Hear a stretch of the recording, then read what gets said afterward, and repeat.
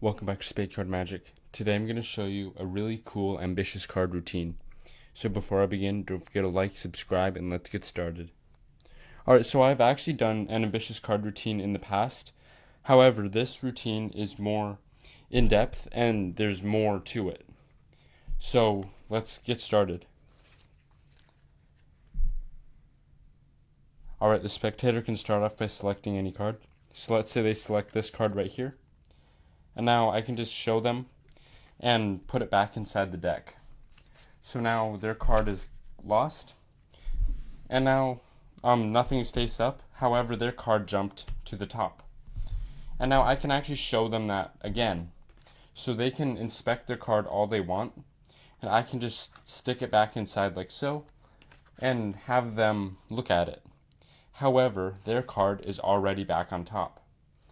And now this time, I can even give them the card and have them stick it in about halfway like that. And I can even have them push it in. And this time when they're ready, they can turn over the top card and it's already on top. Spectator has their card here. I can just take their card back and we can do this part where I leave their card in halfway right here. Then I take the top half and they push in their card. Now the spectator's card is not over here, but it actually jumps here because this is still the top of the deck. Alright, this trick is very simple, and it's a little add-on to the original ambitious card routine. So let's just get started. Alright, so the first stage, that is just a classic pass. So the spectator just selects a card, then you insert it anywhere into the deck, and you hold a break.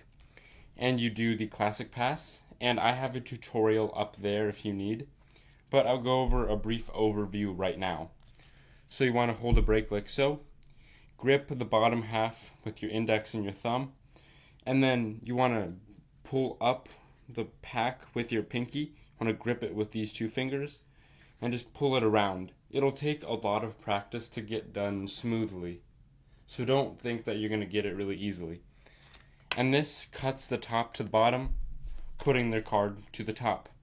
And then you can reveal this by when you bring your hands up, you can flip over the card after the classic pass. And then from here, you want to do a move called the Marlowe tilt. And then all you want to do, once the spectator has their card, you want to push over the top card, get a pinky break, and then you want to release with the pad of your thumb, you want to release pressure. That pops up the whole back side. Then you want to insert the card like so and insert it into that big hole. And essentially what you're doing is you're just putting it in the second position, and you can even poke out some cards below it as a red herring to pretend like you're actually inserting it into the deck. But after that, you just insert it here, making sure not to flash, and then when you're about here, you can push it all together and just flip over the deck to misdirect the spectator. And then here you actually just do a double lift because the card is in the second position.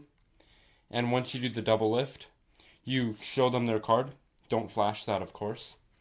And there's a few things you can do after that. You can give the spectator this card, which isn't their card. And now if you're scared that they're going to flip it over, what you can do is you can instead put the card in the deck. Or you can instruct them to do that, and then you put the deck down, and then you tell them to push it in, and completely square it up like that. Well, like that. And then you tell them when they're ready, they can flip over the top card, and that their card will jump to the top. Well, it'll seem like it will. And the spectator will get a pretty good reaction. And now that's not all. There's still one more stage to it. Then here, what you want to do when the spectator is still misdirected by this card, you want to do a card to pants turnover. So on your hip, you want to push over a card and flip over the whole deck around it so it turns over the top card. Similar to this move, but on your hip. So like this. And now once you turn over the top card like that, you don't want to flash this. You want to keep it in towards yourself. Take the card back like this, square it up so they can't really see that, and then you're all good here. So you just do a double. And now this is very important that you don't flash the double or you don't flash when you turn it over.